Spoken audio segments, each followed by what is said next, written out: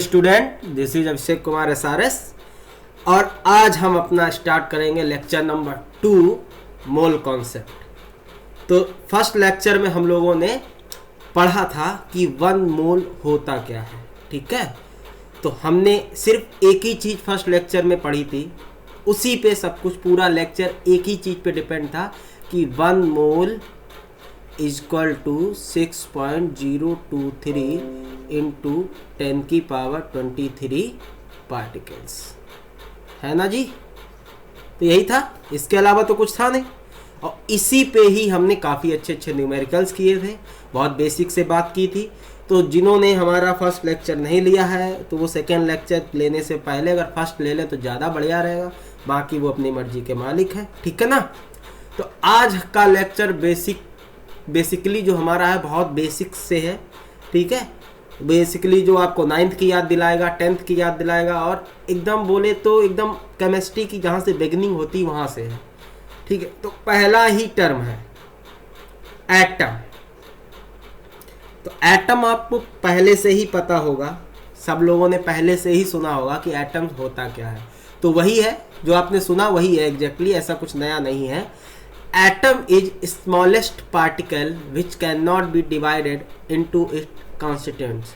मतलब इसका ये है कि एटम जो होता है वो किसी भी मैटर का या किसी भी पार्टिकल का सबसे छोटा पार्टिकल होता है। सबसे छोटा मतलब जिसको हम फर्दर तोड़ नहीं सकते हैं, जिसको हम फर्दर डिवाइड नहीं कर सकते हैं। समझ में आ रहा है कि नहीं। तोड़ते जाओ तोड़ते जाओ तोड़ते जाओ तोड़ते जाओ, एक टाइम ऐसा आएगा कि उसको तोड़ना पॉसिबल नहीं है। ठीक है, अब सर कहोगे कब पॉसिबल नहीं है, तो अगेन ये भी एक हाइपोथेटिकली है, क्योंकि हमें आज तक स्मॉलेस्ट पार्टिकल मिलेगा ही नहीं।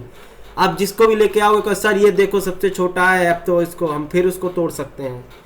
तो यही है, एटम को हम लोग नॉर्मल ऐसे देख नहीं सकते हैं। और ये सबसे एक बार बोला जाए तो कि ये एक हाइपोथेटिकल कॉन्सेप्ट है कि इससे ज़्यादा छोटा उसको डिवाइड किया नहीं जा सकता है। तो वही होता है, atom is the smallest particle which can not be divided into its constituent. ठीक है, it can be exist freely और नॉट। ठीक है, ये फ्रीली एग्जिस्ट करता भी है और नहीं भी करता है। तो ऐसे बहुत सारे टर्म्स है, लेकिन जो बेसिक एटम क्या होता है कि ये सबसे स्मॉलेस्ट पार्टिकल होता है जिसको हम लोग फर्दर डिवाइड नहीं कर सकते। फिर आता है एटॉमिक मास, ये भी नाम सुने होंगे, एटॉमिक वेट या एटॉमिक मास सेम चीज है। एटॉमिक मास क्या होता है?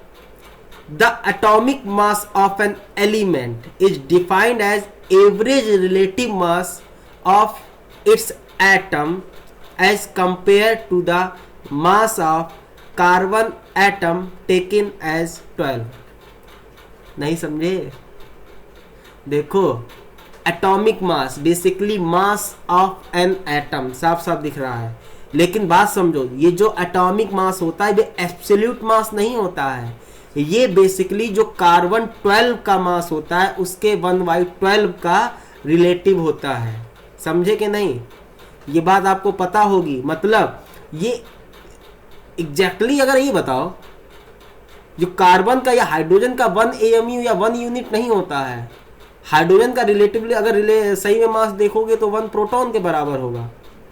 लेकिन हम लोग जो ये एटॉमिक मास, मॉलिक्यूलर मास जो करते हैं स्टडी, ये बेसिकली रिलेटिव होते हैं किसके? 1/12 कार्बन 12 के मास के। ये बात समझो, जो आपका 1/12 इंटू जो कार्बन 12, मतलब जो कल कार्बन 12 वाले बात कर रहे थे, जो कार्बन 12 जो आइसोटोप है, मतलब जो कार्बन जिसका 12 एटॉमिक मास है, उसके मास के रिलेटिवली जो मास होता है, ठीक है, उसको बोलते हैं हम लोग एटॉमिक मास। तो वही लिखा है कि note that the atomic weight या atomic mass of an element is relatively weight of an one atom and not the absolute weight. ये एब्सोल्यूट वेट मतलब रियल वाला वेट नहीं होता, बेसिकली ये रिलेटिव वेट होता है किसका? इसके 1/12 कार्बन 12 के। बात समझे? बस यही एक थोड़ा कंफ्यूजन हो सकता है। तो आई थिंक क्लियर हो गया होगा कि ये एब्सोल्यूट नहीं होता है, ये रिलेटिव होता है। ठीक है ना। अब देखो एक चीज़ और देखो, इसमें यूनिट क्या होती है? इसकी यूनिट जो होती है AMU होती है, एटॉमिक मास यूनिट। ठीक है, AMU का फुल फॉर्म होता है एटॉमिक मास यूनिट, या इसको कहीं कहीं स्मॉल यू से भी डिनोट करते हैं। ठीक है, एक और यूनिट होती है गैम, गैम नहीं मतलब ग्राम एटॉमिक मास। ये कब होती है? जब एटॉमिक मास को हम लोग ग्राम में रिप्रेजेंट करते हैं तब उसको बोलते हैं ग्राम एटॉमिक मास। ठीक है ना, बात समझो। ग्राम एटॉमिक मास, ग्राम एटॉमिक मास मतलब जब एटॉमिक मास को हम लोग ग्राम में रिप्रेजेंट करते हैं, ठीक है, जब ग्राम में लिखते हैं तो उसको बोलते हैं ग्राम एटॉमिक मास। जैसे कार्बन का अगर कोई एटॉमिक मास पूछे, अगर हमने 12 ग्राम बोल दिया तो ये हो गया क्या उसका? Gram atomic mass. Atomic mass expressed in grams. बात क्लियर? ठीक है। Mass of one atom of any element is equal to क्या होता है? Atomic mass. वही बात है, एक एटम का जो मास होगा वही उसका एटॉमिक मास होगा। उसकी यूनिट क्या होगी? AMU होगी। क्या होगी उसकी यूनिट? AMU। समझे कि नहीं? बात समझो। देखो, अगर आपसे एक नई चीज पूछे, अगर आपसे कोई पूछे नंबर ऑफ ग्राम एटम्स बताओ, नंबर ऑफ ग्राम एटम्स बताओ, तो नंबर ऑफ ग्राम एटम्स निकालने का फॉर्मूला होता है गिवन मास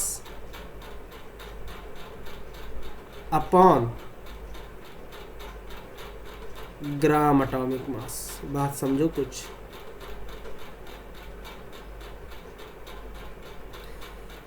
मतलब जो भी मास दिया गया होगा, ठीक है ना, अपॉन ग्राम एटॉमिक मास। और ये जो मास गिवन होगा ये भी किस में लेंगे? ग्राम में। मतलब गिवन मास अपॉन ये, अच्छा ये फॉर्मूला देखा हुआ नहीं लग रहा?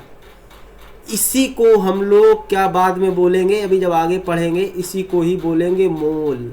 अभी से ही बोल लो, मोल या number of gram atom same चीज होती है। ठीक है, अभी तो ग्राम एटम्स बोल रहे हैं, बाद में भूल जाना, इसको मोल ही बोलते हैं, गिवन द मास अपॉन, और इसको बोलते हैं एटॉमिक मास या फिर ग्राम एटॉमिक मास। नॉर्मली हम लोग बोलने लगते हैं, ठीक है ना। तो नंबर ऑफ ग्राम एटम्स का मतलब होता है given mass upon gram atomic मास। समझे कि नहीं? जो गिवन मास होगा वो भी ग्राम में लेंगे, और ग्राम एटॉमिक मास तो हम ग्राम में एक्सप्रेस करते ही हैं। समझ में आया? कोई दिक्कत तो नहीं हो रही? झेल तो नहीं रहे हो? गुड, समझ में आ रहा है। तो अभी हमने सिर्फ एटम के बारे में पढ़ा, एटॉमिक मास के बारे में पढ़ा। ठीक है, एक नया टर्म पढ़ा, ग्राम एटॉमिक मास। बेसिकली ग्राम एटॉमिक मास क्या होता है? जब हम लोग एटॉमिक मास को ग्राम में रिप्रेजेंट करते हैं। और ये सब बेसिकली क्या होता है, आप भी पता है, एटॉमिक मास को ग्राम में रिप्रेजेंट मतलब क्या है? उसका रियल में एक एटम का मास 12 ग्राम नहीं हो जाएगा। ये सब हम लोग जो केमिस्ट्री में होता है, ताकि हम लोग कैलकुलेशन कर सकें। बड़ी बड़ी इंडस्ट्री जो वर्क करती हैं बिल्कुल आपके मोल एनालिसिस पे ही वर्क करती हैं, मोल कॉन्सेप्ट पे ही वर्क करती हैं कि अगर 1 मोल हम वाटर का प्रोड्यूस करने के लिए हमें कितना मोल हाइड्रोजन चाहिए, तो 1 मोल अगर वाटर का प्रोड्यूस होगा तो 18 ग्राम मान के चलते हैं, जबकि 1 मोल वाटर का 18 ग्राम नहीं मास होगा। समझ में आया कि नहीं? ये सब रिलेटिव चलता है ताकि हम लोग रिलेट कर सकें और हमारी कैलकुलेशन आसान हो सके। बस जितना समझाते जाए समझते जाओ, फालतू का दिमाग नहीं लगाना। जेई के सवाल लगाना है, नीट के सवाल लगाना है ना, और बोर्ड का सवाल लगाना है बस। पीएचडी तो करना ही नहीं है बिल्कुल भी। सर ऐसा हो जाता तो क्या होता? कुछ नहीं होता। ठीक है, ओके। तो चाहे जितना कोई कुछ भी कहे, हमें सिर्फ क्वेश्चन सॉल्व करने हैं, हमें आईआईटी निकालना है, हमें नीट निकालना है, हमें अच्छे मार्क्स लाने हैं, प्लस हमें अच्छे से जानना है चीज़ें क्या है। बस आराम से पढ़ो, जो बता रहे हैं वो समझ में आ रहा है कि नहीं, बस इससे ज़्यादा कुछ नहीं। ठीक है, और बेसिक पे आते हैं। जैसे देखो, हमारे पास मान लो कुछ सब्सटेंस है, ठीक है, कुछ सब्सटेंस, तो उनका ग्राम एटॉमिक मास क्या होगा? ठीक है, तो जैसे मान लो, ये सबको पता है लेकिन फिर भी बता दे रहे हैं। जैसे हाइड्रोजन है, हाइड्रोजन सब्सटेंस का सिंबल क्या होता है? H होता है। इसका ग्राम एटॉमिक मास क्या होगा? 1 ग्राम। वैसे 1 AMU होगा अगर एटॉमिक मास पूछा जाए तो 1 AMU, लेकिन ग्राम एटॉमिक मास मतलब 1 ग्राम। ठीक है, हीलियम, हीलियम का ग्राम एटॉमिक मास 4 ग्राम। ठीक है, लिथियम, लिथियम का एटॉमिक मास, ग्राम एटॉमिक मास 7 ग्राम। ठीक, अब देखो ना, ग्राम एटॉमिक मास जब एटम का मास ग्राम में रिप्रेजेंट करते हैं, बस इतनी सी बात है। रियल में उसका 7 ग्राम या 8 ग्राम या 10 ग्राम हो नहीं जाता है जब रिप्रेजेंट करते हैं। समझे? बेरिलियम का मास कितना होगा? 9 ग्राम। ठीक है, बोरॉन का कितना होगा आपका 11 ग्राम। बात समझ रहे हो ना। बोरॉन के बाद क्या आता है कार्बन, कार्बन का कितना होता है 12 ग्राम, ठीक है। कार्बन के बाद क्या आता है नाइट्रोजन, नाइट्रोजन का कितना होता है 14 ग्राम। नाइट्रोजन के क्या बाद क्या होता है ऑक्सीजन, ऑक्सीजन का कितना होता है 16 ग्राम। ये क्या है ग्राम एटॉमिक मास, बात समझिए, ठीक है। ऑक्सीजन के बाद किसका आता है फ्लोरीन, फ्लोरीन का कितना होता है 19 ग्राम।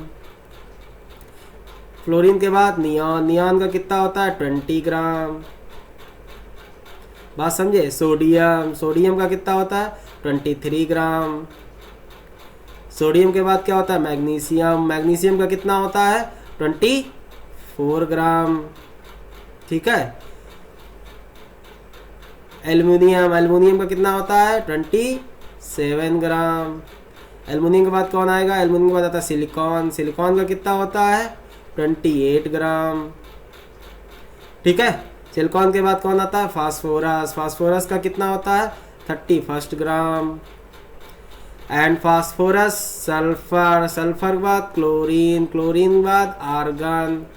ये आपके 18 के दिए गए। मतलब देखो कुछ लोग समझिए सर क्या बता रहे हैं, एकदम बच्चों वाली चीज़। हमने क्या बताया एकदम बच्चों से ही स्टार्ट करेंगे। जिसको आता है अच्छी बात है, जिसको नहीं आता है सीख ले, कोई दिक्कत नहीं है। आपका 10th 9th कैसा था। सल्फर का कितना होगा 32 ग्राम। क्लोरीन का कितना होता है 35.5 ग्राम। आर्गन का कितना होता है 40 ग्राम। समझ में आ रहा कि नहीं। तो ये सब्सटेंस हैं, ये उनके ग्राम एटॉमिक मास हैं। जब भी ग्राम में रिप्रेजेंट करते हैं तो ग्राम एटॉमिक मास बोलते हैं उनको, ठीक है। और नंबर ऑफ ग्राम्स होता है given mass upon gram atomic mass. Number of grams या फिर नंबर ऑफ मोल्स एक ही चीज है। बात समझे कि नहीं, पक्का झेले तो नहीं। चलो आगे बढ़ते हैं फिर, ठीक है। एक क्वेश्चन है या ये रिलेशनशिप है कि ग्राम और एएमयू में क्या रिलेशन है। बात नहीं समझे। एएमयू में बेसिकली एक एएमयू में कितना ग्राम,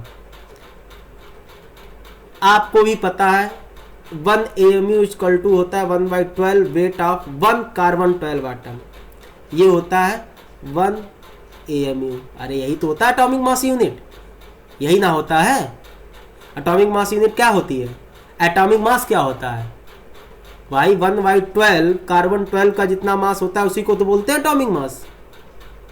तो वही होता है 1 AMU इक्वल टू होता है 1/12 वेट ऑफ कार्बन 12 एटम। ध्यान से सुनना है इसको, ठीक है, ध्यान से, बहुत है ध्यान से। अब देखो for carbon 1 mole of carbon कितना होगा 12 ग्राम। अब देखो 1 मोल जो कार्बन का मास होगा वो कितना होगा 12 ग्राम। मोल क्या होता है अभी अभी बताए थे, मोल क्या होता है, मोल होता है गिवन मास अपॉन, जब मोल्स निकालने हैं number of moles gram molecular mass, यही ना होता है, या ग्राम एटॉमिक मास। तो 1 मोल कार्बन का जो मास है वो कितना है 12 ग्राम। बात समझे कि नहीं। 1 मोल में कितने कार्बन के एटम्स होंगे, कल पूरा लास्ट वाला फर्स्ट लेक्चर इसी पे ही पूरा डिस्कस था कि 1 मोल ऑलवेज, चाहे एटम्स हो चाहे पार्टिकल्स हो चाहे मॉलिक्यूल्स हो, कितने क्या कंटेंस करेगा 6.023 इंटू 10 की पावर 23। मतलब 1 मोल जो कार्बन में होंगे तो 6.023 इंटू 10 की पावर 23 एटम्स होंगे। और 1 मोल कार्बन का कितना मास होता है 12 ग्राम, मतलब 6.023 इंटू 10 की पावर 23 एटम्स का कितना मास हो गया 12 ग्राम। बात समझे कि नहीं। इतने एटम का 12 ग्राम मास है तो 1 एटम का कितना होगा 12/6.023 इंटू 10 की पावर 23। इसी को ही तो बोलते थे अवोगाद्रो नंबर। ये तो गलत लिखा है 6.023 होगा यहाँ पे, ठीक है। इसको सही कर लेना, ये लगा ना इनको इतना भी नहीं आता, ठीक है। 6.023 इंटू 10 की पावर 23। अब देखो 1 कार्बन एटम का जो मास है 12/Na ग्राम है। Na मतलब 6.023 इंटू 10 की पावर 23 ग्राम है। और यहाँ देखो 1 AMU इक्वल टू क्या है 1/12 वेट ऑफ कार्बन 12 एटम। और वेट ऑफ कार्बन 12 एटम का क्या कितना है 12/Na ग्राम। तो यही 12/Na ग्राम हमने यहाँ पुट किया, 12 से 12 निपटा, तो हमारा 1 AMU इक्वल टू आ गया, कितना आ गया, 1 AMU इक्वल टू आ गया है 1/Na ग्राम। ठीक है, 1/Na ग्राम, या फिर इक्वल टू आप लिख सकते हो इसको 1 AMU इक्वल टू हो जाएगा आपका 1.67 इंटू 1 है इंटू 10 की पावर -27 kg। तो ये होता है रियल में 1 AMU, समझे। अगर हाइड्रोजन का मास 1 AMU है तो 1.67 इंटू 10 की पावर -27 kg। अब देखो एक बात मस्त मजे की चीज बताएं, अगर थोड़ा बहुत याद होगा तो, हाइड्रोजन में क्या होता है, हाइड्रोजन में 1 प्रोटॉन होता है कि नहीं, और 1 इलेक्ट्रॉन होता है। आपने पढ़ा होगा मास नंबर क्या होते हैं, नंबर ऑफ प्रोटॉन्स, यही ना होता है।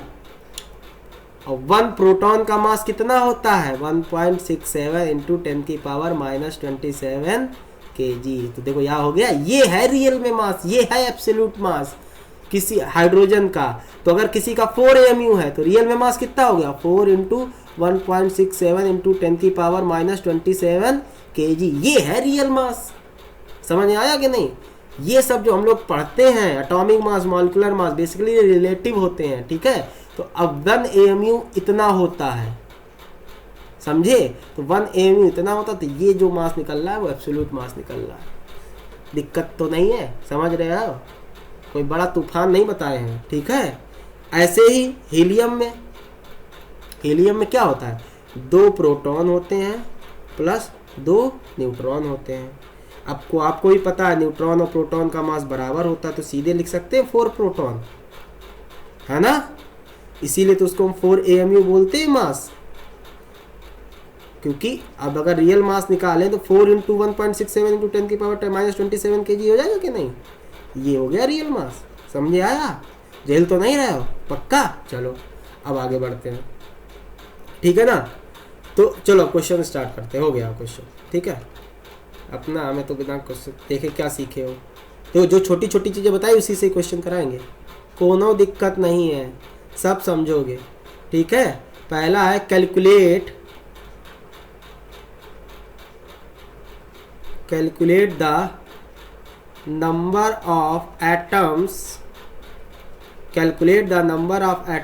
And number of gram atoms. बात समझो, calculate the number of atoms and number of gram atoms in 115 gram of sodium. अच्छा ये बताओ, तुम लोग पेन कॉपी लेके ही बैठते हो ना, कि रामायण सुनते हो, आजकल रामायण का दौर भी चल रहा है, हाथ जोड़ के बैठ जाते हो, गंजे सर आए हैं हमको अमूल कॉन्सेप्ट बताएंगे, सिखाएंगे, वक्त सुनो, ये एटम है, ये मॉलिक्यूल है, आप भी कह रहे हाँ प्रभु, और थोड़ी देर बाद सुनते सुनते प्रभु को सो गए। भाई ऐसा मत करना, पढ़ाई सिर्फ कॉपी पेन से ही होता है। हाँ, कि यहाँ देख रहे हो, घूर रहे हो, अच्छा आज तो समझ लग रहा है, सब समझ में आएगा, जैसे कल जाओगे समझ में आना बंद हो जाएगा। तो और हमेशा कॉपी पेन साथ में रखो, एक एक चीज़ नोट करते जाओ। अभी आपको लग रहा होगा तो ये आसान है, लेकिन अभी कुछ दिनों बाद जब खूब सारी केमिस्ट्री, फिजिक्स, मैथ, बायो जो भी ये सब होगा ना, तब यही छोटी छोटी चीज़ें आपकी जो कॉपी में मिलेंगी ना, यही याद दिलाएंगी। ठीक है, जितनी देर बकवास करो उतनी देर क्वेश्चन करो। क्वेश्चन क्या है, calculate number of atoms and number of gram atoms in 115 gram of Na। तो देखो हमें दिया गया है 115 ग्राम सोडियम। अब हमें उसमें 115 ग्राम में कितने उसके एटम होंगे और उसके कितने ग्राम एटम्स होंगे। तो देखो हमें पता है नंबर ऑफ ग्राम एटम्स क्या होता है, नंबर ऑफ ग्राम एटम्स होता है बाबू क्या, गिवन मास अपॉन क्या, ग्राम एटॉमिक मास, क्या, ग्राम एटॉमिक मास। अभी देखो हम ग्राम एटॉमिक मास बोल रहे हैं, धीरे धीरे हमारी भाषा में बदलाव आएगा वक्त के साथ। यही हम लोग एटॉमिक मास बोलने लगेंगे, ठीक है। या दिक्कत नहीं है, हम अभी बता रहे हैं रियल में क्या बोलते हैं, फिर बाद में जो नॉर्मल लैंग्वेज आएगी उस पर आ जाएगी। गिवन मास 115 ग्राम। सोडियम का मॉलिक्यूलर मास कितना है? सोडियम का मॉलिक्यूलर मास होता है, अभी अभी बताए थे, 23 ग्राम, ठीक है। सोडियम का एटॉमिक मास, ठीक है, मॉलिक्यूलर थोड़ी होगा। तो 23 दूनी 40, 23 पच्चे 115, ठीक है। अंग्रेज लोग सुने 23 5 जा 115। तो ये क्या आ गया है? ये आया है basically number of gram atoms, या फिर आ गया है अगर बोला जाए तो नंबर ऑफ मोल्स। इसे ही बोलते हैं number of moles. Number of moles और number of gram atoms same चीज होती है। तो हमारा ये आ गया पहली पार्ट। अब पूछ रहा है नंबर ऑफ एटम्स, तो भैया नंबर ऑफ एटम्स क्या होगा? एक मोल में कितना एटम्स? एक मोल में Na एटम्स, बोले तो 6.023 × 10⁻23 एटम्स, है ना भाई। पहला लेक्चर बिल्कुल यहीं पे लिया था, जिसको अभी भी क्लियर नहीं है फिर से पढ़ लो जाके। तो नंबर ऑफ एटम्स कितने होंगे? एक मोल में 6.023 × 10⁻23 एटम्स या Na एटम्स, मतलब अवोगाद्रो। तो 5 मोल में कितने होंगे, या 5 ग्राम एटम्स में कितने होंगे? 5 × 10। बात समझे? बहुत बेसिक क्वेश्चन है, समझते चलो, झेलना नहीं है, ठीक है। चलो, जिसके समझ में आ गया अच्छी बात है, नहीं समझे तो एक और क्वेश्चन करते हैं। चलो, write down the next question. लिखो यार, राइटिंग बहुत गंदा आता है, सुधार रहा हूँ, इमला लिखूंगा। Calculate the number of gram atoms. देखो, अभी ग्राम एटम्स बोल रहे हैं, रियल में क्या होता है? ये मोल्स होता है। आप चाहो ब्रैकेट में मोल्स लिख लो। Calculate the number of gram atoms and atoms in following, ठीक है ना। पहला पार्ट करो, 1 मिलीग्राम हाइड्रोजन, पॉज करके करते जाओ खटाखट, ठीक है। दूसरा part 40 kg of neon. Third part 71 microgram of chlorine. Fourth part 22.4 gram of iron. Fifth part 600 kg या 600 kg ऑफ कार्बन। चलो खटाखट करते जाओ, ठीक है। तो फर्स्ट पार्ट फटाफट करते हैं। 1 मिलीग्राम हाइड्रोजन में क्या पूछ रहा है? Number of gram atoms and atoms. तो नंबर ऑफ ग्राम एटम्स क्या होता है? नंबर ऑफ ग्राम एटम्स क्या होता है? नंबर ऑफ ग्राम एटम्स क्या होता है? Given mass 1 milligram. Given mass in gram, तो 1 मिलीग्राम है। ध्यान देखना, ये 1 मिलीग्राम है, ग्राम नहीं है, तो 1 नहीं लिख देना। तो 1 मिलीग्राम में कितना होगा? 10⁻³ ग्राम। बात समझे कि नहीं? Upon gram atomic mass hydrogen का, कोई बताएगा? हाँ सर, 1 ग्राम। कितना तो कितना नंबर ऑफ ग्राम एटम्स हो गया? 10⁻³ अच्छा, नंबर ऑफ एटम्स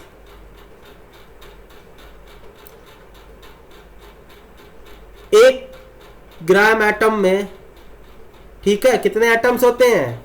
Na। तो 10⁻³ में 10⁻³ Na, ठीक है। या एक मोल में कितने एटम? Na। तो 10⁻³ मोल में 10⁻³ Na।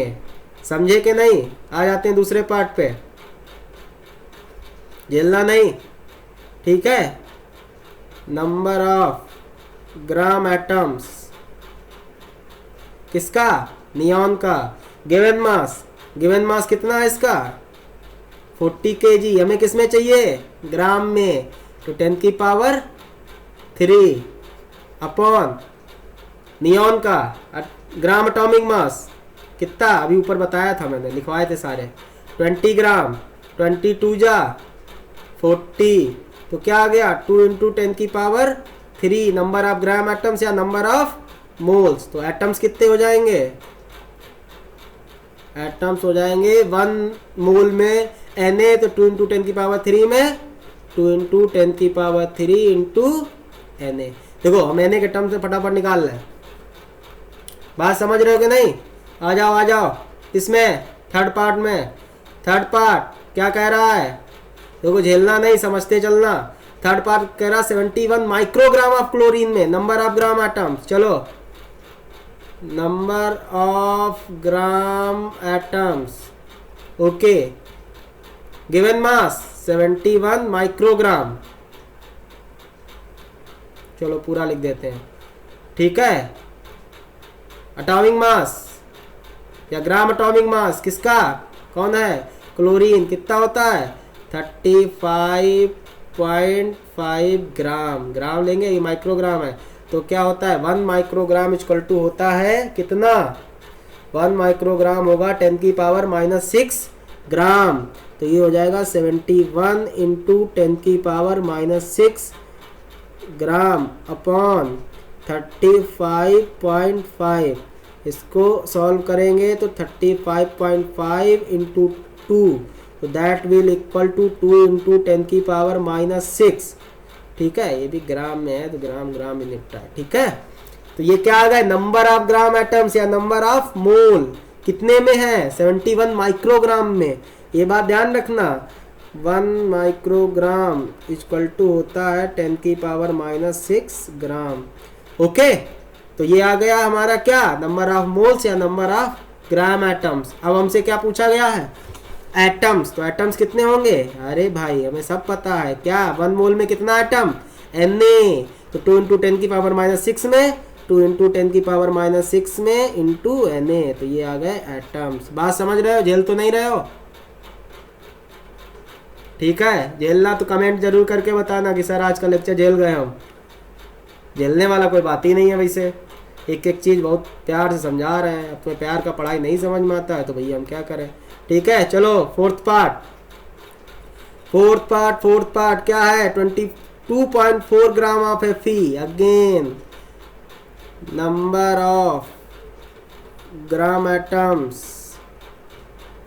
Of Fe given mass कितना है 22.4।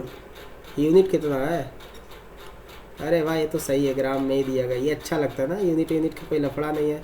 गिवन मास आयरन का मॉलिक्यूलर मास एटॉमिक मास होता है 56, याद कर लेना, ठीक है 56 ग्राम। ग्राम एटॉमिक मास हमें लिखना पड़ेगा, है ना जी।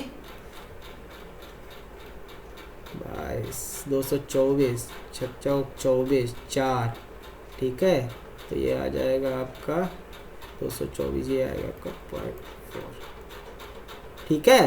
तो कितना आ गया 0.4 ग्राम एटम्स या फिर 0.4 मोल्स। बात समझ रहे हो कि नहीं? देखो मोल्स ही होता है रियल में, हम अभी बता दे रहे हैं ग्राम एटम्स मतलब मोल्स, ठीक है। नंबर ऑफ ग्राम एटम्स मतलब नंबर ऑफ मोल्स पूछ रहा है, तो आप नॉर्मली रिलेट कर लो कि ये टर्म्स होते हैं, ये टर्म्स से आप अनजान ना रहो, इसीलिए हम अभी ये टर्म्स बता रहे हैं, बाद में इनका काम खत्म हो जाएगा, लेकिन सुने तो हो ना। तो देखो अब हमसे क्या पूछा जाएगा, number of atoms. Number of atoms कितने होंगे 22.4 ग्राम में कितना होगा 0.4 इंटू Na। हाँ, और कोई बचा है क्या? अरे वाह, कार्बन जी तो बच ही गए।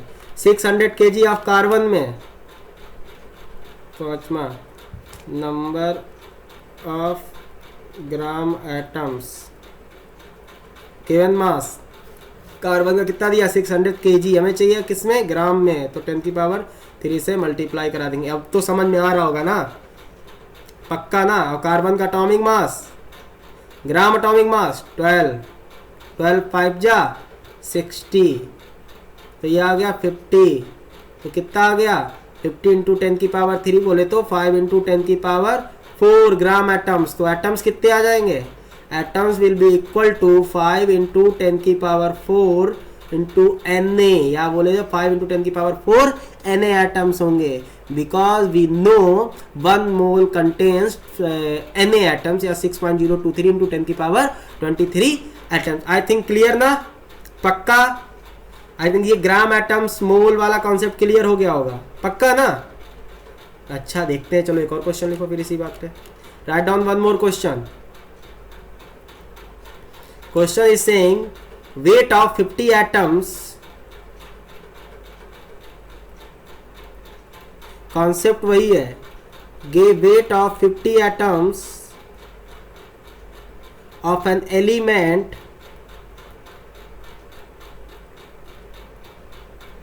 is 3000 AMU। अरे यार, calculate number of atoms in 240 gram of the element. मस्त क्वेश्चन है, थोड़ा सा भौकाली है, ज़्यादा नहीं है, लेकिन कल ले जाओगे। पॉज करके करो।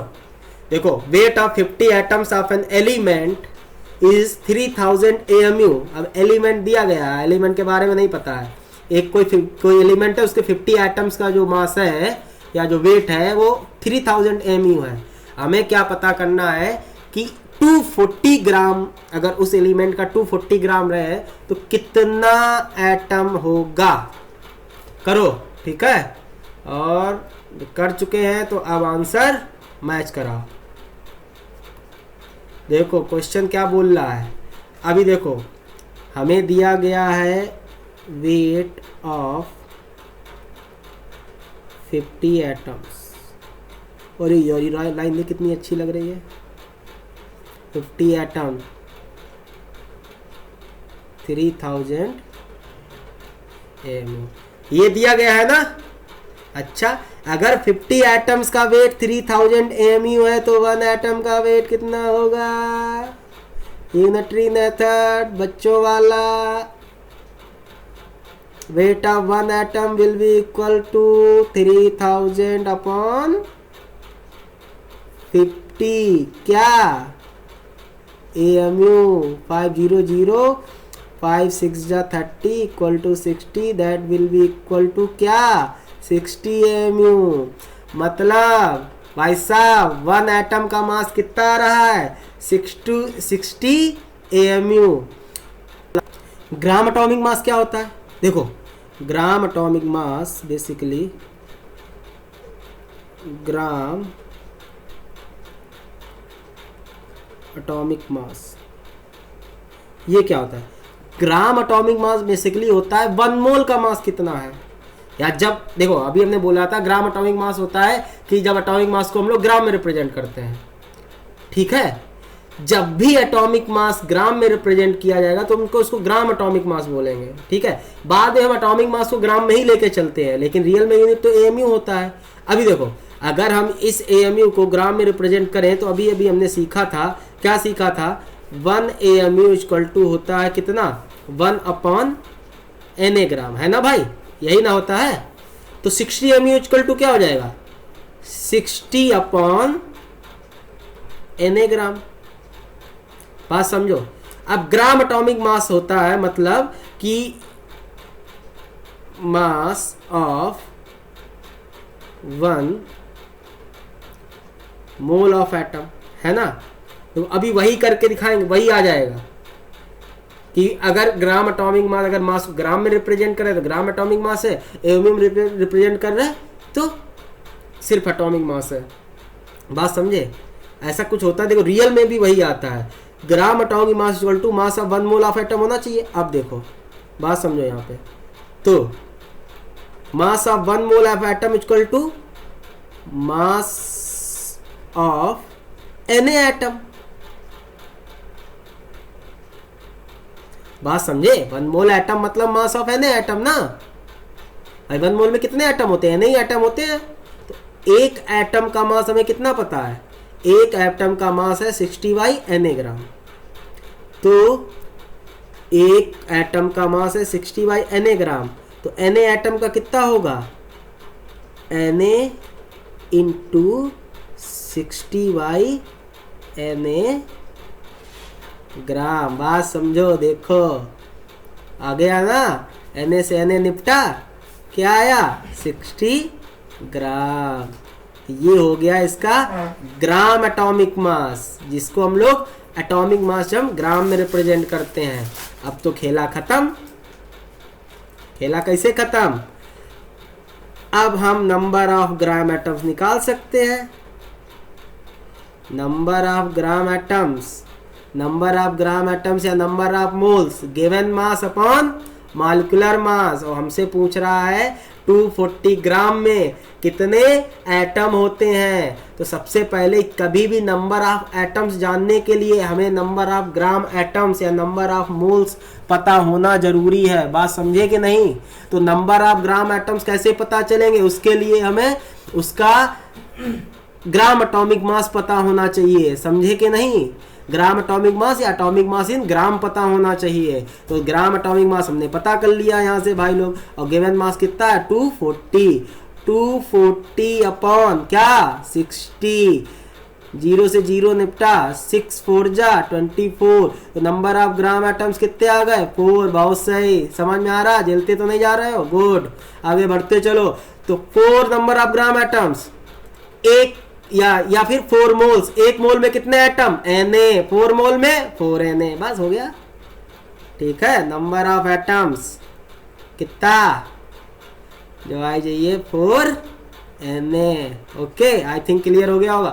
देखो क्वेश्चन ध्यान से समझो, कोई बहुत बड़ा इशू नहीं है, तूफानी क्वेश्चन नहीं था, बस थोड़ा घुमा गया था। अगर ये क्वेश्चन समझ जाएंगे तो आप कॉन्सेप्ट समझ जाओगे। कॉन्सेप्ट से क्वेश्चन नहीं बनता, क्वेश्चन से ज्यादा कॉन्सेप्ट क्लियर होते हैं हमारे अकॉर्डिंग। ठीक है ना। तो हम लोग चलो कहाँ बढ़ते हैं आगे। ठीक है, ये समझ रहे हो। चलो आगे अब हम लोग स्टार्ट करते हैं क्या, अब हम लोग आगे स्टार्ट, एटम समझ गए होंगे, ग्राम एटम समझ गए होंगे। अब एटम के बाद क्या पढ़ते थे, एटम के बाद भाई साहब पढ़ते थे हम लोग मॉलिक्यूल्स। एटम मॉलिक्यूल 9th में चैप्टर है। Atom is the smallest indivisible unit. Atom किसी मैटर की या पार्टिकल की सबसे छोटी यूनिट होती है, जिसको हम डिवाइड नहीं कर सकते। अच्छा, तो फिर मॉलिक्यूल क्या होता है, मॉलिक्यूल भी किसी मैटर की सबसे छोटी यूनिट होती है, लेकिन वो फ्रीली एग्जिस्ट करती जो यूनिट है वो होती है। जैसे अगर बात करें ऑक्सीजन की, ऑक्सीजन का एटम तो O है, लेकिन वो जो फ्रीली एग्जिस्ट करता है तो O2 के फॉर्म में करता है। तो अगर हम सीधे भाषा में बोले, अब थोड़े बड़े हो गए हो ना, 9 से 2 साल बड़े हो गए, तो अगर इसको बोले एग्रीगेशन, एग्रीगेशन समझते हो, इकट्ठा। ठीक है, स्पेलिंग देख लेना यार, एग्रीगेशन। अरे यार देखो AGGATION, ठीक है, aggregation and combination,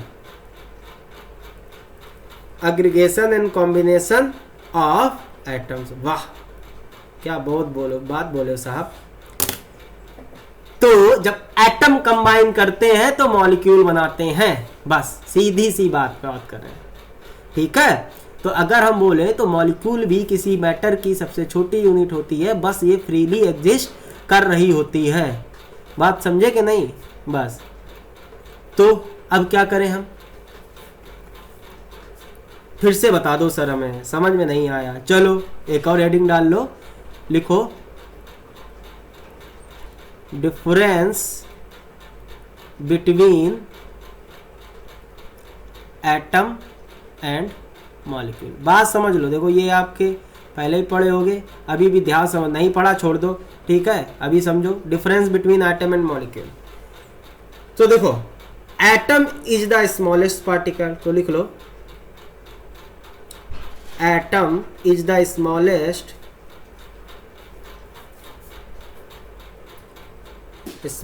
particle of an element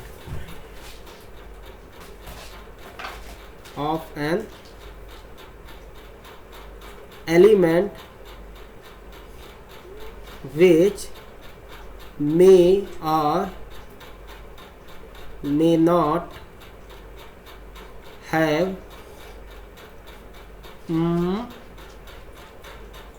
free existence। बस बस बस यहीं रुक जाओ, सुनो।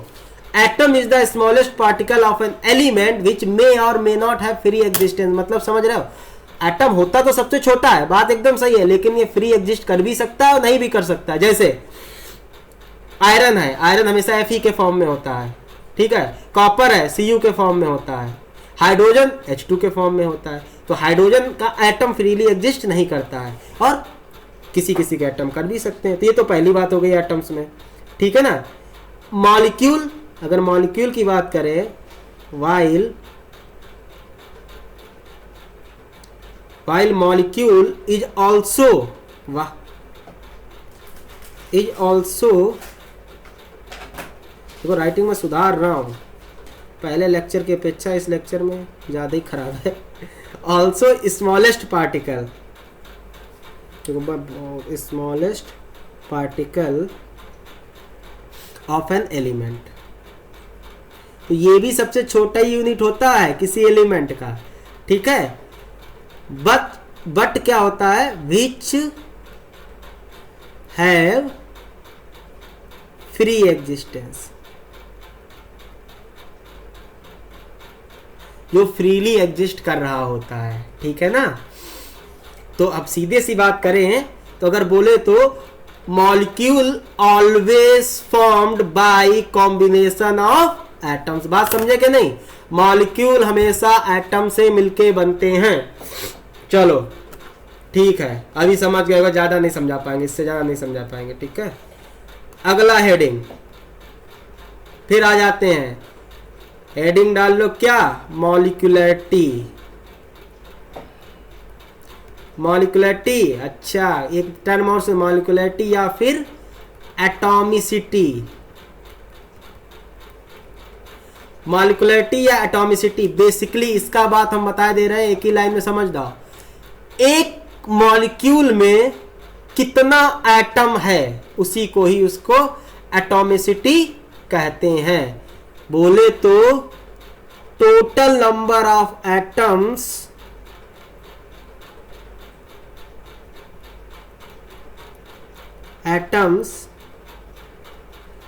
present in one molecule of the substance। किसी सब्सटेंस के एक मॉलिक्यूल में जितना एटम प्रेजेंट होगा वही उसकी मॉलिक्यूलरिटी या एटॉमिसिटी होती है। चल गए, देखो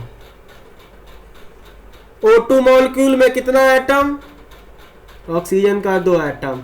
एटॉमिसिटी या मॉलिक्यूलरिटी कितनी, 2, बस खत्म, बहुत आसान है। अरे यार कुछ चीजें देखने में कठिन लगती हैं, ठीक है, सुनने में, देखने में सरल हो जाती हैं। तो इसका एटॉमिसिटी कितना हो जाएगा, 2। H2O मॉलिक्यूल कितने एटम, 2 हाइड्रोजन के और 1 ऑक्सीजन के, तो 2 और 1, 2 हाइड्रोजन का 1 ऑक्सीजन का, कितने एटॉमिसिटी, 3। बात समझे कि नहीं, नहीं समझे, चलो आगे बढ़ते हैं। बात समझ गए, एटॉमिसिटी मॉलिक्यूलरिटी। अच्छा CO2 की बताओ, इसकी भी 3 होगी, नहीं समझे, अरे फिर से समझो। देखो 1 एटम ऑफ कार्बन है ना, देखो ये, ठीक है, प्लस ऑक्सीजन का कितना एटम है, 2 एटम ऑफ ऑक्सीजन, ठीक है। तो टोटल कितना हो गया, टोटल हो गया 3 एटम। तो एटॉमिसिटी कितनी हो गई, इसीलिए एटॉमिसिटी कितनी हो गई, 3। एटॉमिसिटी या मॉलिक्यूलरिटी दोनों सेम है, ठीक है। अच्छा एक और निकालो, फिर एक और निकालो, छोड़ो, चलो निकाल लो। अच्छा ग्लूकोज की जरा निकालो, सर फार्मूला ही नहीं पता, बेटा C6H12O6। फार्मूला ही नहीं पता तो कैसे निकालोगे? बताए थे ना, ग्लूकोज का याद रखिएगा। चलो अब तो निकाल लोगे ना। कार्बन का कितना एटम? 6। हाइड्रोजन का कितना एटम? 12। ऑक्सीजन का कितना एटम? 6। 6 6 12 12 12 24। तो ग्लूकोज का मॉलिक्यूलरिटी 24। चलो यार एक क्वेश्चन कर ही लेते हैं, हमें तसल्ली नहीं होगा। चलो write down the question. Question लिखिए, calculate molecularity of the following.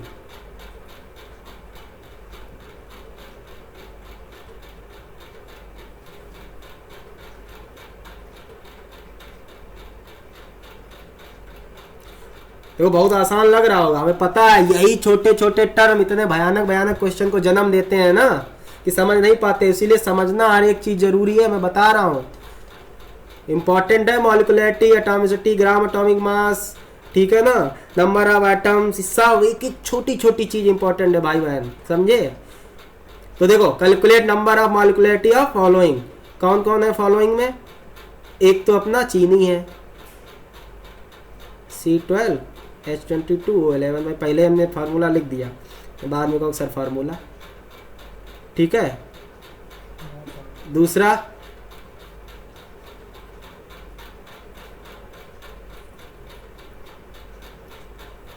More salt. अरे सर फार्मूला, हाँ बाबू बता रहे हैं फार्मूला। इसका फार्मूला होता है FeSO4। देखो फार्मूला दिया जाएगा, वैसे तकलीफ दे क्वेश्चन आएंगे तो उनका हेल्प मिलेगा आपको, ऐसा नहीं है इतने शकल से खाली खराब हैं, ऐसे हैं नहीं हम, ठीक है। FeSO4 NH4 का होल ट्वाइस SO4.6H2O, ठीक है। अगला आपका है, आप लोग कैलकुलेट करते रहो, ठीक है, पॉज कर लो। KMnO4 पोटेशियम पर मैग्नेट। अभी नई नई केमिस्ट्री पढ़ रहे हो तो फार्मूले बता रहे हैं, जब आप 12th में पढ़ चुके होंगे ना तो आपसे ये उम्मीद नहीं करेंगे कि आप फार्मूला बताएं हर चीज का, ठीक है। चौथा आपका पोटास एलम,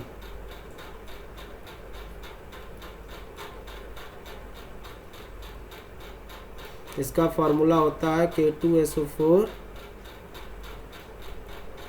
डॉट Al2SO4 का होल थ्राइस डॉट 24H2O, ठीक है। हाँ पांचवा आपका है H2C2O4 2NaH C2O4 dot 3K2C2O4। Pause करो, खटाखट सारे क्वेश्चन करो, 2 मिनट का टाइम दे रहे हैं, आराम से करो। और जो कर चुके हैं चलो कैलकुलेशन स्टार्ट करते हैं। इसका एटॉमिसिटी कितना आएगा? 12 कार्बन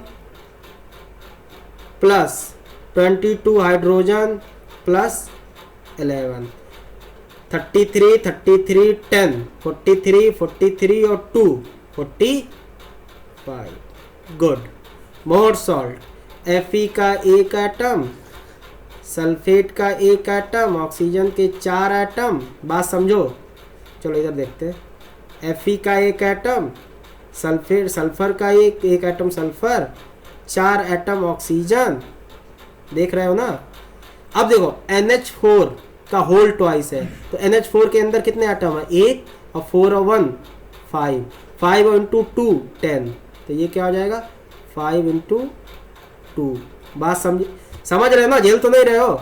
फिर आ जाओ यहाँ, सल्फर 1 और 4 और 1 5 है ना, तो ये आ जाएगा 4 1 5 प्लस। अब देखो 6 मॉलिक्यूल किसके हैं? वाटर के। 6 मॉलिक्यूल वाटर के हैं, तो एक वाटर मॉलिक्यूल में कितने एटम? 2 हाइड्रोजन का, 1 ऑक्सीजन का, 3 और 3 इंटू 6 18, 3 इंटू 6 18, 1 2 4 2 6 ठीक है, 5 2 10, 10 और 6 16, 16 और 4 20, 20 और 1 21, 21 और 12 नहीं 18, 18 और 21 कितना हुआ 21 10 31, 31 8 39। ठीक है, आप लोग ज़्यादा अच्छे हो गए मैथ्स में, गलती हो जाए तो कमेंट करके बता देना वहाँ गलती कर दी हो सर।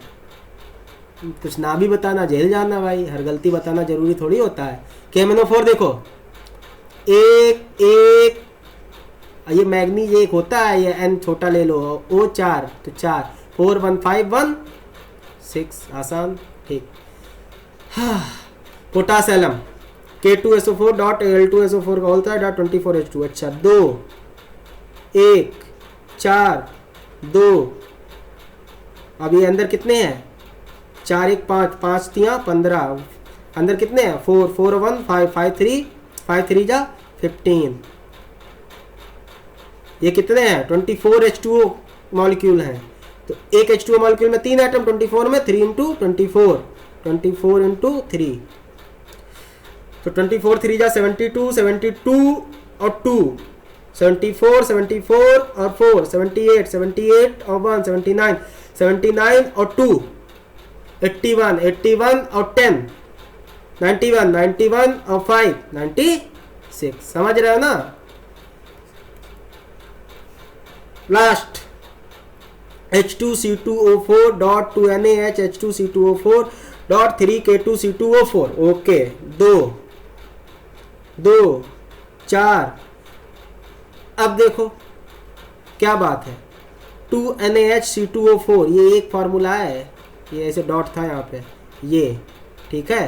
तो 2Na 2 2H 2 2C2 C2 2 already है, तो 2 2 4 2O4 4 2 8 3 2 6 2 3 6 4 3 जा 12, जोड़ो कितना आया 2 2 4 4 8 2 10 2 12 12 4 16 और 16 और 8 24 24 और 6 30 30 और 6 36 36 और 12 36 10 46 2 48 बोले तो 48।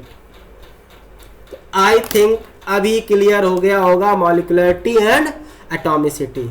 आज का लेक्चर यहीं रैप अप करते हैं, अगले लेक्चर में हम फिर इसके आगे बात करेंगे और चैप्टर में कठिनाइयां आती जाएंगी, लेवल बढ़ता चला जाएगा, यही बउआ बउआ नहीं खेलेंगे हर लेक्चर में। चलो ठीक है, अभी खत्म करते हैं, मिलते हैं नेक्स्ट लेक्चर में। पढ़ते रहना, घर पे रहना, ठीक है।